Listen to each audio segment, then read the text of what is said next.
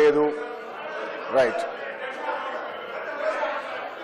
Right sir. అయితే అధ్యక్ష let's go to the subject. అధ్యక్ష నేను మీతో కోరేది ఒక్కటే అధ్యక్ష, దయచేసి కొద్దిసేపు సబ్జెక్ట్ మీద మాట్లాడాలనుకున్నా బట్టి గారు ఏమో బయటకు పోయారు. నేను I would like to speak on the subject. వీళ్ళకి ఈ వితాయి ఉంటే తర్వాత మాట్లాడుకుందాం.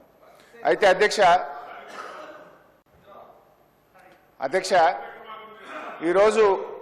ఈరోజు గౌరవనీయులు బట్టి విక్రమార్క గారు సభలో మాట్లాడుతూ అన్ని కూడా పచ్చి అబద్ధాలను గోబల్స్ను ఎన్నికల ప్రచారంలో ప్రతిపక్షంలో ఉన్నప్పుడు ఏ రకమైన మాటలు చెప్పారో ఈ సభలో కూడా అదే చెప్పారు. నేను I want to prove all those things. మొట్టమొదటిది ఆస్తులు అమ్మడం లేదు, మేము మీలాగా ఇది అబద్ధము అని డిప్యూటీ సీఎం గారు చెప్పారు. I would like to show the record. GO number 54 dated 26 June 2024 ఈ ప్రభుత్వం వచ్చిన తర్వాత ఏంటిది? ల్యాండ్స్ రంగారెడ్డి జిల్లా alienation of the government land to an extent of 400 acres survey number 25 situated in Gachibowli village, Sherlingampalli Mandal, in favor of Industrial Infrastructure Corporation for the purpose of development of IT and mixed use on payment of market value 75 crores per acre. 75 కోట్లకు ఎకరం కాడికి ప్రభుత్వ భూమిని 30,000 కోట్ల రూపాయల భూమిని రాష్ట్ర ప్రభుత్వం ఇగో ఈ జీవో ద్వారా అమ్మింది. ఈ భూమిని కుదబెట్టి టీజీఐఐసి వాళ్ళు బ్యాంకుల్లో 20,000 కోట్ల అప్పు తేవడానికి 3 నెలల నుంచి కాలుకు బల్పం గట్టకుండా తిరుగుతున్నారు. గౌరవనీయులు ఉప ముఖ్యమంత్రి గారు ఏమన్నారు? మేము భూములు అమ్మలేదు అన్నారు. 75 కోట్లకు ఎకరం కాడికి భూమిని అమ్మినామని స్పష్టంగా జీవోలోనే ఇచ్చారు. ఒక నిమిషం, లెట్ మీ కంప్లీట్. అధ్యక్ష, బాగా అనుభవం ఉన్న మాజీ మంత్రివర్యులు సహచర శాసనసభ్యులు ఏదైతే ఇప్పుడు ఒక అభియోగం మోపారు, అది రెవెన్యూ సెక్టార్ నుంచి ఆ సెక్టార్కి ట్రాన్స్ఫర్ చేసి దాని కాస్ట్ రేపు దాన్ని రియలైజ్ అయిన తర్వాత ఆ అమౌంట్ని దీనికి తీసుకునే ఉద్దేశంతో దాన్ని చూపించామే తప్ప, అంటే 30,000 కోట్లు ఆ సెక్టార్ నుంచి రెవెన్యూ సెక్టార్కు లేకుంటే ఆ ఖాతా నుంచి ఇటు వచ్చినట్ల ఏదో ఒక పేపర్ చూసి మీరు అమ్మిన దాంతో పోలిస్తే మేము అమ్మిందంత అధ్యక్ష ఒక్క గజం ఇందిరమ్మ రాజ్యం వచ్చిన తర్వాత ఈ రోజు వరకు మేము ఒక్క గజం అమ్మినట్లు మీరు రుజువు చేయండి. మీరు మాట్లాడే దాంట్లో ఒక బేస్తో మాట్లాడండి. అనుభవజ్ఞులు మీరు చెప్పండి. కానీ అసత్యమైనవన్నీ కూడా సత్యంలాగా మీరు అలా ప్రజెంటేషన్ చేయటం కరెక్ట్ కాదని ఈ వేదిక ద్వారా వారికి చెప్తున్నాను. హరీష్ రావు గారు ఇప్పుడు వారు చెప్పిందే నేను చెప్పిన కదా. వారు ఏమన్నారు? మేము 30,000 కోట్ల భూమి అమ్మినాము, వాళ్ళు కుదబెట్టినాక వచ్చినాక పైసలు తీసుకుంటాము అంటుండు. ఎప్పుడు ఇస్తామా? పైసలు ఇంకా రాలేదు. అమ్మిన మాట వాస్తవము. టీజీఐసీకి పైసలు రియలైజ్ అయిన తర్వాత రాష్ట్ర ప్రభుత్వం తీసుకుంటది. తీసుకోరా చెప్పండి. ఈ జీవోని క్యాన్సిల్ చేయండి, ఫ్రీ ఆఫ్ కాస్ట్ చేయండి. టీజీఐసీ దగ్గర డబ్బులు తీసుకోరా, ఈ భూమి ఫ్రీగా ఇవ్వండి. మరి జీవో గౌరవ హరీష్ రావు గారికి మరొకసారి చెప్తున్నా, బుక్ ట్రాన్సాక్షన్ మీ టైంలో అంటే ఒక డిపార్ట్మెంట్ నుంచి ఒక డిపార్ట్మెంట్కు ట్రాన్స్ఫర్ చేసేటప్పుడు, అది గవర్నమెంట్ నుంచి గవర్నమెంట్ ట్రాన్స్ఫర్ చేసేటప్పుడు జీరోతో ఎప్పుడన్నా మీరు చేస్తారా? ఇంకా అసలు చేసే వ్యవస్థ ఎప్పుడన్నా ఉంటుందా? ఎప్పుడూ లేదు. ఏదన్నా ఫ్రీకి ఇస్తే మీ ఆఫీసులు కట్టుకోవడానికి ఫ్రీకి ఇచ్చారేమో కానీ ఎప్పుడు ఆ రకంగా ఇలేదు. గౌరవ సభ్యులకు చెప్తున్నా. అధ్యక్ష, తెలియదు, భూములు ఎట్లా ట్రాన్స్ఫర్ చేసుకోవాలో తెలియదు. ప్రభుత్వ భూములన్నీ ధరణి పేరు చెప్పుకొని ఎట్లా కొల్లగొట్టాలో మాకు తెలియదు. నిజం తెలిసేదాన్ని ఎలా చెప్పాలో తప్పకుండా చెప్తాం. అధ్యక్ష, గతంలో బీఆర్ఎస్ ప్రభుత్వం ఉన్నప్పుడు ఇదే టీఎస్ఐసికి ఉచితంగా భూములు ఇచ్చిన సందర్భాలు కూడా ఉన్నాయి. అయితే మీరు స్పష్టంగా చెప్పండి, మేము టీఎస్ఐసి ఈ భూములు అమ్మది, ఈ భూములు కుదబెట్టది. టీఎస్ఐసి దగ్గర రాష్ట్ర ప్రభుత్వం ₹1 కూడా రాష్ట్ర ప్రభుత్వ ఖజానాకు తీసుకోము అని స్పష్టంగా బట్టి గారిని చెప్పమనండి. నేను కూర్చుంటా, చెప్పమనండి. డిప్యూటీ సీఎం గారు. హరీష్ రావు గారు, నేను ఇప్పటిదా చెప్పింది ఇదే. మీరు అన్ని వాస్తవాలు చెప్పరు, సభకి సత్యదూరమైన మాటలు చెప్తారు. ఇప్పుడు దాకా మా వాళ్ళు చెప్పేది ఏంది? టీజీఐఎస్ ఇండస్ట్రియల్ ఇన్ఫ్రాస్ట్రక్చర్ కార్పొరేషన్కి రెవెన్యూ శాఖ వాళ్ళు భూమి బదలాయించారు. ఇండస్ట్రియల్ ఇన్ఫ్రాస్ట్రక్చర్ కార్పొరేషన్ ఏం చేస్తుందంటే కాదు, ఏం చేస్తుంది అంటే ఒక నిమిషం అడుగుతున్నాను, ఏం చేస్తుంది? పరిశ్రమలు తీసుకొస్తుంది, పరిశ్రమలు పెట్టిస్తుంది, తద్వారా రాష్ట్రానికి ఆదాయం తీసుకొస్తుంది. దానికి ఇచ్చేటప్పుడు రెవెన్యూ శాఖ మీలాగా దారాదత్తం చేయకుండా రాష్ట్రానికి కూడా ఉండాలి ఆదాయం అని చెప్పి మళ్ళీ అది రాష్ట్ర ప్రభుత్వ శాఖ అయినప్పుడు కూడా ఆడికి ఇచ్చేటప్పుడు అక్కడ నుంచి మళ్ళీ కొంత ఆదాయం తీసుకొచ్చి రాష్ట్ర ప్రజల కోసం ఖర్చు పెడదామని ఆలోచన చేస్తూ ఉంటే అమ్మేసుకున్నారు. అమ్మేసుకోవటం అంటే ఏంటి? ఔటర్ రింగ్ రోడ్డు ప్రైవేటు బయట వ్యాపారస్తులకి 30 ఏళ్లకి లీజుకి ఇచ్చి అమ్మేసుకున్నారు చూడండి, దాన్ని అమ్మేసుకోవడం అంటారు. రెవెన్యూ శాఖని ఇండస్ట్రియల్ ఇన్ఫ్రాస్ట్రక్చర్ కార్పొరేషన్కి ఇచ్చి ఆ ఇండస్ట్రియల్ ఇన్ఫ్రాస్ట్రక్చర్ కార్పొరేషన్లో పరిశ్రమలు పెట్టించి తద్వారా రాష్ట్రానికి ఆదాయం తెప్పించి మళ్ళీ అక్కడ వచ్చే ఆదాయం కూడా మళ్ళీ ప్రజలకే చెందేటట్టు ఉంచేటట్టు చేస్తే దాన్ని ఎట్లా అంటారండి? ఇది ఎట్లా అన్యాయము? హౌసింగ్ బోర్డులో ఎవరైనా ఇల్లు కట్టేసి ఇస్తే దాన్ని అమ్మేసుకున్నారంటారా ఎట్లా? హరీష్ రావు గారు. ఫైనల్ గా బట్టి గారు కూడా ఒప్పుకున్నారు, కానీ ముఖ్యేడు ఉందంటే చుట్టూ తిరిగి చూపించిండు. డైరెక్ట్ అమ్మక టీఎస్ఐసికెళ్ళి అమ్ముతుండు, అంతే కదా. ఎనీవే, ఇక్కడ మొత్తానికైతే 30,000 కోట్ల రూపాయలు సమకూర్చుకోవడానికి రాష్ట్ర ప్రభుత్వం 75 కోట్లకు ఎకరం కాడికి భూమిని టీఎస్ఐసికి అమ్మింది. నంబర్ 1. నంబర్ 2 అధ్యక్ష, సార్ ఆయన ఇప్పుడు గత 8 సంవత్సరాల నుంచి మంత్రిగా ఆయన ఉన్న మొత్తం అనుభవంతో కూడా దాన్ని గ్రైండ్ చేసి అటు తిప్పి ఇటు చెప్తాను అధ్యక్ష. ఈరోజు ఇంతకుముందు శ్రీనివాసరెడ్డి గారు మా రెవెన్యూ మంత్రి గారు చెప్పారు. So it's transfer of A property to TGISC. TGISC ఏం చేస్తుంది అధ్యక్ష? వారికి అందరికీ కూడా తెలుసు, అక్కడ ఉన్న కేటీఆర్ గారికి తెలుసు, హరీష్ గారికి కూడా తెలుసు. ఈరోజు టీజీఐఎస్సి ఆబ్జెక్టివ్ ఏంది అధ్యక్ష? అక్కడ ఇండస్ట్రియలిస్ట్ వస్తే మనం క్యాబినెట్ నిర్ణయం తీసుకొని, క్యాబినెట్ సబ్ కమిటీ నిర్ణయం తీసుకొని ఎంతవరకు వారికి సబ్సిడీ రూపేణా వారికి భూములు ఇచ్చి పరిశ్రమలు తీసుకురావాలి, ఉపాధి పెంచాలనే ప్రయత్నం చేస్తుంది. సో ఆ ప్రయత్నంలో వారు మాకు ట్రాన్స్ఫర్ చేసిన ఐఏసీకి ట్రాన్స్ఫర్ చేసిన తర్వాత దానిపైన మేము ఏ విధంగా మరి నిధులు సమకూర్చే ప్రయత్నంలో ఉన్నాం తప్ప అసలు ఈరోజు అమ్మకాన్ని పెడితే ఆక్షన్ అయితే కదా అధ్యక్ష? ఆక్షన్ అయిందా అధ్యక్ష? ఆక్షన్ కావాలి కదా. వారు ఆక్షన్ లేకుండా చేశారా? ప్రతి భూమి కూడా ఆక్షన్ చేశారు.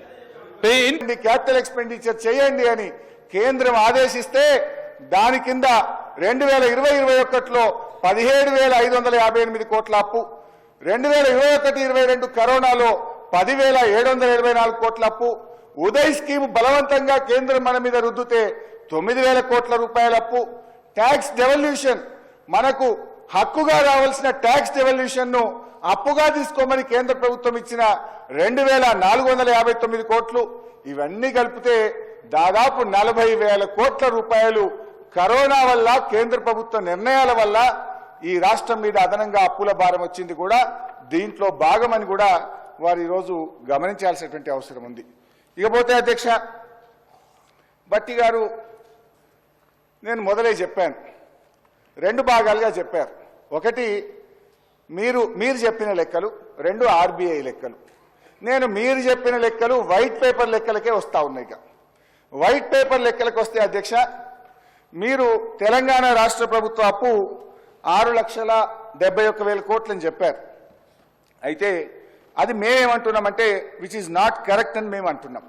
ఎట్లా నాట్ కరెక్ట్ అంటున్నాం అది నేను వివరించదలుచుకున్నా మీకు ఇప్పుడు. ఎందుకంటే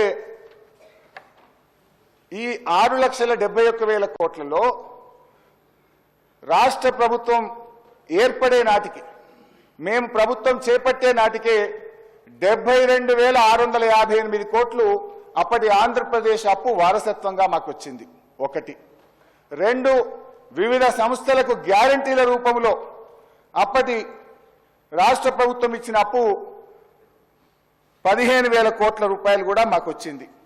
3, ఈ 6,71,000 కోట్లలో బట్టి గారి తెలివితేటలకు, మేధస్సుకు మొక్కాలి. ఎందుకంటే మీరు ప్రభుత్వం వచ్చింది డిసెంబర్ 7, 2023. కానీ బీఆర్ఎస్ పార్టీ అప్పుల్లో ఎప్పటిదాకా పెట్టిండ్రు? మార్చి 31, 2024 దాకా మీరు చేసిన అప్పులు కూడా మాకే కలిపినావు నాయన నువ్వు. అది ఎంత అంటే 15,118 కోట్లు. కాంగ్రెస్ ప్రభుత్వం అధికారంలోకి వచ్చినాక తీసుకున్న అప్పు 15,118 మాకే కలిపిండ్రు. 72,000 కోట్లు ఉమ్మడి ఆంధ్రప్రదేశ్ నుంచి వారసత్వంగా వచ్చింది, మా ఖాతాలనే వేసిండ్రు. రెండు కలిపితే 87,776 కోట్లు. ఈ 87,776 కోట్లు మాకు సంబంధమా? ఇది బీఆర్ఎస్ అప్పు కాదు కదా, అది వారసత్వంగా వచ్చింది. ఒకటైతే మీరు ప్రభుత్వంలోకి వచ్చినాక డిసెంబర్ 7 నుంచి మార్చి 31, 2024 దాకా చేసిన అప్పును కూడా మా ఖాతాలో వేసి గోబల్స్ ప్రచారం చేసిన భట్టి గారికి అభినందనలు. ఇకపోతే అధ్యక్ష, ఇక గ్యారంటీలుగా 2014 కంటే ముందు గ్యారంటీల రూపంలో వారసత్వంగా వచ్చిన అప్పు 11,609 కోట్లు. అది 15,000 ఏమో మీరు చేసింది, వారసత్వంగా వచ్చిందేమో గ్యారంటీల రూపంలో 11,609, 15,118 బట్టి గారు చేసిన అప్పును బీఆర్ఎస్ ఖాతాలు వేసిండు, అది 15,118 బట్టి గారు అప్పది. నీ భాషలో చెప్తుంది, ఏం చేయాలి మరి? ఇకపోతే 72,658 కోట్లేమో ఉమ్మడి ఆంధ్రప్రదేశ్ నుంచి వారసత్వంగా వచ్చిన అప్పు. ఈ మూడు జమ చేసుకోండి. ఈ మూడు కలిపితే ఎంత అయిందంటే 99,385 కోట్లు. ఈ 90 లక్ష ఎందుకు నేను కల్ప, ₹1 తక్కువనే చెప్తా. 99,385 కోట్లలో అసలు బీఆర్ఎస్ పార్టీకి ఏం సంబంధం? ఇది కూడా మా ఖాతాలు వేసి మీ యొక్క తెలివితేటలు ప్రదర్శించారు, మీకు అభినందనలు. ఇకపోతే మీరు విడుదల చేసినటువంటి వైట్ పేపర్లో, ఇందులో ఈ బుక్లో, ఇందులో మీరేం రాశారు? సరే, ఇందాక మీరు చెప్పిన కాళేశ్వరము, మిషన్ భగీరథ, గొర్రెలు తదితర అన్నీ కూడా మనమే కడుతున్నాం రాష్ట్ర ప్రభుత్వం. అవన్నీ కలిపి కార్పొరేషన్లు తీసుకొని రాష్ట్ర ప్రభుత్వం చెల్లిస్తున్న అప్పు ఎంత అంటే 1,27,208. ఐ అగ్రి, ఇది తప్పకుండా రాష్ట్ర ప్రభుత్వం కట్టాలి. దీన్ని రాష్ట్ర ప్రభుత్వ అప్పుగానే చూద్దాం. ఎఫ్ఆర్బిఎం అప్పు 389,673, కార్పొరేషన్ల అప్పు ఏదైతే రాష్ట్ర ప్రభుత్వమే చెల్లిస్తుందో అది 1,27,208. ఇకపోతే మూడవది government guarantee loans which are raised by SPV and serviced by them. అంటే కార్పొరేషన్ అప్పు, ఒక నిమిషం మంచిగా లేదు, please please don't disturb me, I'm not really. ఇప్పుడు లేదండి, నేనేమనట్లేదండి. నేను చెప్పేది ఏంటంటే వారు అసలు బయట కానీ సభలో కానీ లేకపోతే స్పీకర్ గారికి ఏదో నోటీస్ ఇచ్చారని చెప్పారు. అన్నీ కూడా ఆ గ్యారంటీస్ సంబంధించే కదా, ఆ గ్యారంటీసు మరి మీరు ఓకే అంటారు. ఇప్పుడు మరి నేను ఆర్బీఐ అట్లా ఇచ్చింది, సభలో మీ మీద మూమెంట్ ఏంటి నోటీస్ ఇస్తాం, మేమే చర్యలు తీసుకోవాలంటారు. ఇప్పుడేమో సభలో ఒప్పుకుంటుంది, మరి ఒప్పుకున్న తర్వాత ఇంకా చర్చ ఏముంది అసలు? అదే కదా మేము చెప్పేది. ఒప్పుకున్నందుకు ధన్యవాదాలు సార్. ఒప్పుకున్నందుకు ఆర్బీఐ ద్వారా పుస్తకంలో చూపించింది కరెక్ట్ కాదు, మీరు చెప్పింది కరెక్ట్ అని ఒప్పుకున్నందుకు ధన్యవాదాలు. థ్యాంక్ యూ భట్టి గారు. ఆర్బీఐ లెక్క చెప్తా, మీ లెక్క చెప్తా. ఇప్పుడు మీ లెక్కలో ఉన్నా ఇప్పుడు మీ లెక్కలు మీ బండారం బయట పెట్టినాయి కదా. భట్టి గారు చేసిన అప్పు 15,000 మా ఖాతాలో కలిపిండు. ఉమ్మడి ఆంధ్రప్రదేశ్కి వచ్చిన 72,000 మా ఖాతాలో కలిపినవు. ఉమ్మడి ఆంధ్రప్రదేశ్లో మనకు కార్పొరేషన్ల ద్వారా ఉన్న 11,000 మా ఖాతాలో కలిపి 1,00,000 కోట్లు బీఆర్ఎస్ కు సంబంధం లేని అప్పును బీఆర్ఎస్ ఖాతాలో వేసిందైతే ఇప్పుడు కుల్లా చెప్పినా నువ్వు ఒప్పుకున్నావు. 1,00,000 కోట్లు మా బీఆర్ఎస్ ప్రభుత్వంలో చెయ్యని దాన్ని కూడా మా ఖాతాలో వేసినా ఒప్పుకున్నావు, ధన్యవాదాలు. ఇక రెండవది ఇందులో ఇంకొక 2 ఉన్నాయి అధ్యక్ష. గవర్నమెంట్ గ్యారంటీ ఇవ్వలేదు, గవర్నమెంట్ కట్టవలసిన అవసరము లేదు. అదెంత అంటే 59,000. గవర్నమెంట్ గ్యారంటీ ఇచ్చింది, గవర్నమెంట్ కట్టవలసిన అవసరం లేనిది 95,000 కోట్లు. ఈ రెండు కలిపితే ఎంతంటే అధ్యక్ష, గవర్నమెంట్ రాష్ట్ర ప్రభుత్వ ఖజానా నుంచి కట్టవలసినటువంటి అవసరం లేని డబ్బు 1,54,876 కోట్లు. అంటే మొత్తంగా అధ్యక్ష, శ్వేతపత్రంలో మీరు చూపించిన 6,71,757 కోట్ల నుంచి మేము తీసుకోని అప్పు 99,385, ప్రభుత్వం కట్టవలసిన అవసరం లేనప్పు 1,54,876 కోట్లు తీసేస్తే బీఆర్ఎస్ ప్రభుత్వం అచ్చంగా చేసిన అప్పు ఎంత అంటే 4,17,000 కోట్లు మాత్రమే. ఈ 4,17,000 కోట్లలో కూడా కరోనా సమయంలో ఇందాక నేను చెప్పిన ఉదయ్ స్కీమ్ గాని, రాష్ట్రానికి రావాల్సిన గ్రాంట్స్ గాని, కరోనా సమయంలో తీసుకున్న 39,000 కూడా ఇలా ఉన్నాయి. 39,000 కరోనా ప్రత్యేక పరిస్థితుల్లో తీసుకున్న అప్పు కూడా కలిపి 10 ఏళ్ల బీఆర్ఎస్ పాలనలో తీసుకున్న అప్పు కేవలం 4,17,000 మాత్రమే. కానీ మీరు మొదటి సంవత్సరమే 1,27,000 చేసిండ్రు. మేము 10 ఏళ్లలో 4,17,000 mislead the house. That's not correct sir. అధ్యక్ష, హరీష్ రావు గారు చాలా తెలివిగా సభను తప్పుదోవ పట్టించడానికి ప్రయత్నం చేస్తున్నారు. That's not correct.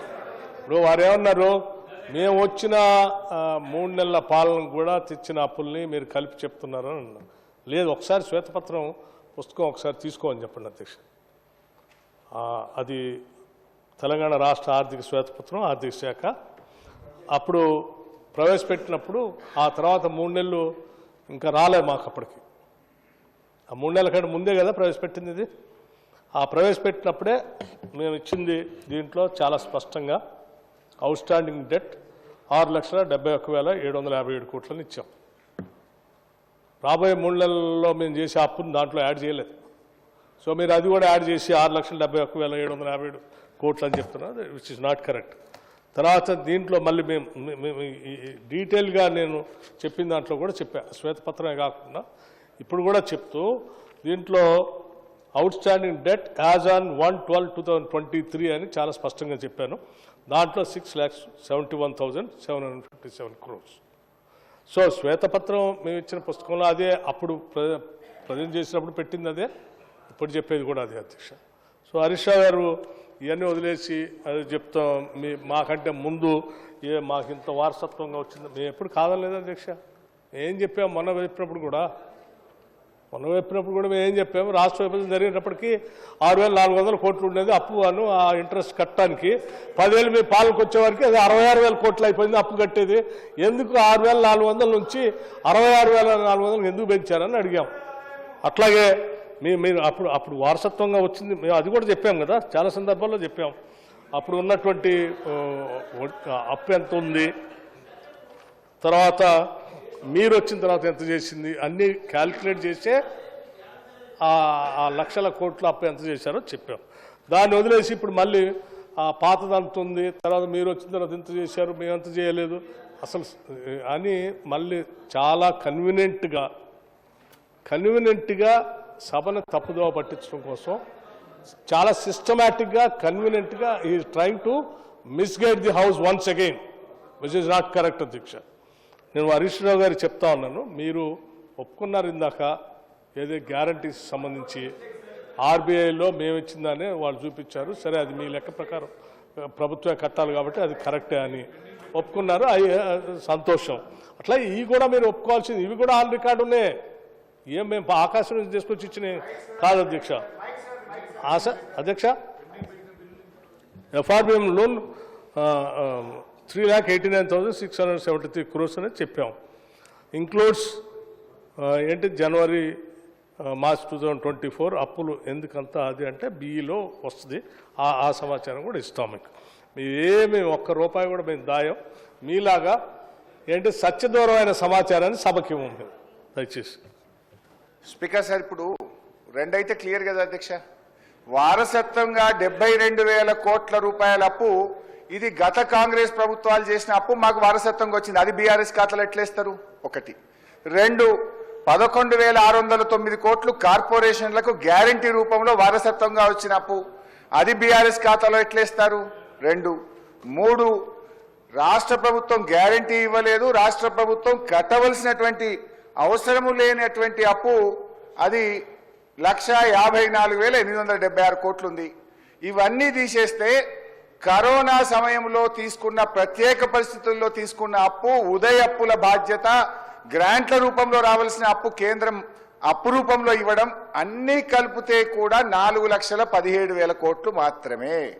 అచ్చంగా బీఆర్ఎస్ 10 ఏళ్ల కాలంలో ఈ రాష్ట్ర ప్రభుత్వ ఖజానా నుంచి చెల్లించవలసిన అప్పు కేవలం 4,17,000 కోట్లు మాత్రమే. అంటే ఈ 4,17,000 కోట్ల అప్పును కాంగ్రెస్ పార్టీ నాయకులు పదే బయట వెళ్ళి ఏం చెప్పారు అధ్యక్ష?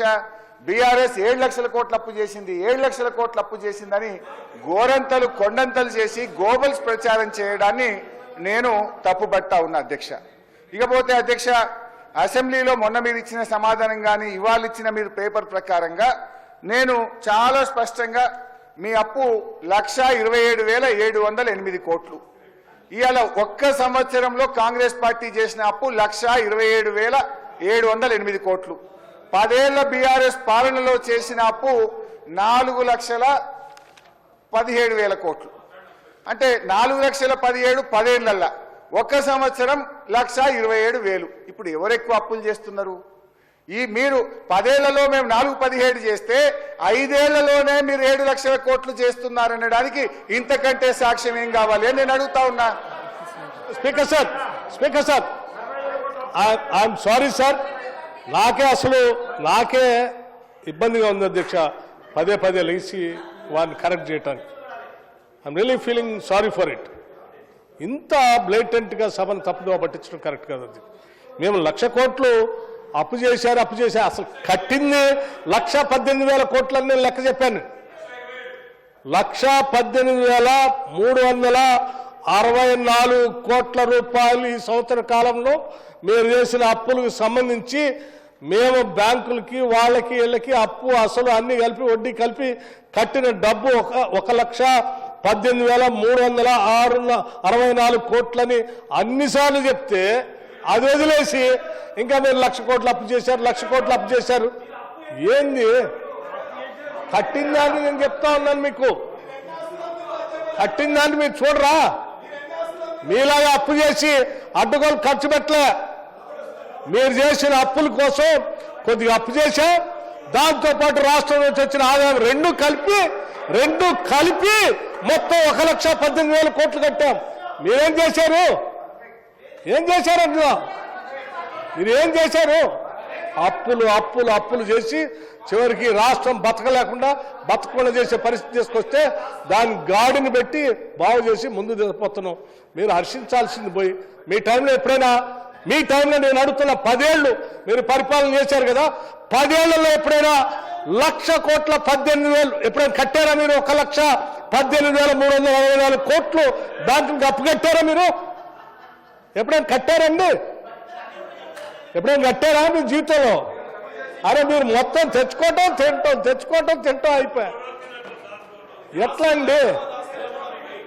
నేను అడుగుతున్నా 10 ఏళ్లలో ఎప్పుడైనా సరే మీరు గత ప్రభుత్వం వారసత్వంగా మాకేదో కొద్దిగా వచ్చింది 7,000 కోట్లు అంటున్నారు. సరే దాన్నైనా మీరు ఆ రకంగా మీరు చేసిన 7 లక్షల కోట్లలో 7 లక్షల కోట్లు మరి ఆయన కట్టారా అప్పు? 7 లక్షల కోట్లు అప్పు కట్టారా మీరు? ఇక్కడ అండి మేము కట్టాము 1,18,000 కోట్లు 364 1,18,364 కోట్లు అప్పు కడుతూ ఇంకా 40,000 కోట్ల పెండింగ్ బిల్లుకి దాంట్లో ఒక 28,000 కోట్లు అంటే 12,000 కోట్లు తీరుస్తూ ఇంకా అవి కాకుండా మీరు పెండింగ్ పెట్టిపోయినటువంటి ఏంటి డిస్కౌంట్స్కి పెట్టిన 29,649 కోట్లు అట్లాగే పెండింగ్ బిల్స్ మీరు పెట్టిపోయారు. అట్లాగే జెన్కోకి ఇంకో 30,000 కోట్లు పెండింగ్ పెట్టారు. సెకండ్ హ్యాండ్కి దానికి దీనికి కట్టాల్సిన డబ్బులు. ఇన్ని కోట్లు అప్పు పెట్టిపోయి నేను ఏమి చేయలేదు అని లెక్కలు చెప్తుంటే నిజంగా కడుపు తరకపోతుంది అధ్యక్ష. ఎన్నిసార్లు ఇట్లా సభను తప్పుదోవ పట్టిస్తారు? 1,00,000 నేను పదే చెప్పాను కదా అధ్యక్ష, నేను దేనికి కట్టానని కూడా చెప్పాను. నేను మళ్ళీ చెప్తాను మళ్ళీ కావాలంటే. ఇది రికార్డులోకి రిజిస్టర్లోకి ప్రాపర్గా, ఎందుకంటే వాళ్ళు చెప్పి తప్పుడు సమాచారం ప్రజలకు ఇస్తా ఉన్నారు. 1,00,000 కోట్లు అప్పు చేశారని. అధ్యక్ష నేను చెప్తా ఉన్నాను అధ్యక్ష, మేము ప్రతి సందర్భంలో ఎఫ్ఆర్బిఎంలో దానికోసం కట్టిన 43,317 కోట్లు, గవర్నమెంట్ గ్యారంటీస్ కింద ఈ రాష్ట్ర ప్రభుత్వం ద్వారా బ్యాంకులు వాటికి కట్టింది 20,479 కోట్లు, టోటల్గా 63,795 కోట్లు. అట్లాగే గవర్నమెంట్ గ్యారంటీస్ లోన్స్ పేరు మీద ఈ ప్రభుత్వం కట్టింది 41,118 కోట్లు. Non guarantee loans which are paid by corporation 13,450 కోట్లు. మొత్తంగా 1,18,364 కోట్లు మేము కట్టాము. ఇది లెక్కలతో సహా అక్కడ ఉంది, కంప్యూటర్లో కూడా ఉంది మహానుభావం అని చెప్తా ఉంటే మళ్ళీ పదే వేసి మీరు 1,00,000 కోట్లు అప్పు చేశారు, మీరు తిన్నారు, తగలేశారంటే ఏడా అధ్యక్ష? ఇంతకంటే ఇంకేం చెప్పాము? మీలాగా ఇందాక చెప్పారు, ఇందాక కూడా అట్లా అబద్ధం చెప్పారు అధ్యక్ష. ఏదో ఆ భూమిని బదలాయించి ఏదో చేశారట. మీలాగా మేము వాళ్ళ భూములు గుంజుకోలేదు అధ్యక్ష. ఈ రాష్ట్ర ప్రభుత్వానికి ఎవరో పాపం కోట్లు వేసి భూములు గుంజుకొని పోతుంటే మాయ అంటుంటే మా ముఖ్యమంత్రి కేబినెట్ అంతా కూర్చొని అరే ఈ సమయంతో ఇంచే కూడా పోవటానికి వీల్లేదని కోర్టులో కొట్లాడి ఆ భూమిని తీసుకొచ్చి ఆ భూమి ద్వారా మళ్ళీ అమ్మకుండా ఇండస్ట్రియల్ ఇన్ఫ్రాస్ట్రక్చర్ కార్పొరేషన్కే ఇచ్చి ఈ రాష్ట్రానికే ఉండాలి, ఈ ఆదాయం మొత్తం రాష్ట్ర ప్రజలకే ఉండాలా అని అమ్మకుండా జాగ్రత్త చేసి పెడితే ఎవడో అన్యాక్రాంతం అయితే భూమిని తీసుకొచ్చిన భూమిని అమ్మకుండా మళ్ళీ ఇండస్ట్రియల్ కార్పొరేషన్కి ఇచ్చారు. ఇండస్ట్రియల్ కార్పొరేషన్ ద్వారా పరిశ్రమలు చేయడం కోసం ప్రయత్నం చేస్తారు. ఇంత చేసి ఈ ఆదాయం అంతా కూడా పోగేసి రాష్ట్ర ప్రజల కోసం మేము ఖర్చు పెడతా ఉంటే మాలాగా ఔటర్ రింగ్ రోడ్డు అమ్ముకున్నట్టు మీరు అమ్ముకోలేదు, లేకపోతే అక్కడ కోకాపేట భూములు అమ్ముకున్నట్టు మీరెందుకు అమ్ముకోలేదు? మేము భ్రమల్లో ఊహించుకొని మీరు అమ్మారు. ఎట్లా అధ్యక్ష? ఇది కరెక్ట్ కాదు. మీరు ఇట్లా ఈ రకంగా డైవర్ట్ చేయటం. థ్యాంక్ యూ వెరీ మచ్ బెటనా. 1,27,000 కోట్లు ఏడాది కాలంలో కాంగ్రెస్ పార్టీ అప్పు చేసింది అని బట్టి గారు పదే ఒప్పుకున్నందుకు అభినందనలు. 10 ఏళ్ల బీఆర్ఎస్ పాలనలో మేం చేసింది 417 అయితే 5 ఏళ్లలోనే మమ్మల్ని మించి ఈ 5 ఏళ్లలో 7 లక్షల కోట్ల అప్పు చేయబోతున్నారని ఈ సభ ద్వారా బీఆర్ఎస్ పార్టీ రుజువు చేసింది. అయితే అధ్యక్ష బట్టి గారు ఏమన్నారు? మీరేం చేశారన్నారు. ఏం చేశానో చెప్తా వినండిక. ఏం చేసినాం అధ్యక్ష? ఈ రాష్ట్ర రైతాంగానికి కేసీఆర్ గారి హయాంలో 4,08,902 కోట్ల రూపాయలు ఈ రాష్ట్ర రైతాంగానికి ఇచ్చింది బీఆర్ఎస్ ప్రభుత్వం. రైతు బంధు కింద 73,162 కోట్ల రూపాయలు ఇచ్చాం. రైతు బీమా కింద 5,465 కోట్ల రూపాయలు ఇచ్చాం. లోన్ వేవర్ కింద 28,000 కోట్ల రూపాయలు ఇచ్చాం. పవర్ సబ్సిడీ కింద 65,000 కోట్ల రూపాయలు ఇచ్చాం. ఇరిగేషన్ రంగంలో 2,37,000 కోట్లు ఖర్చు పెట్టాం. ఈ రాష్ట్ర రైతాంగం మేలు కోసం 4,08,000 కోట్ల రూపాయలు ఈ రాష్ట్ర రైతుల కోసం బీఆర్ఎస్ ప్రభుత్వం ఖర్చు పెట్టింది అధ్యక్ష. దాని ఫలితమే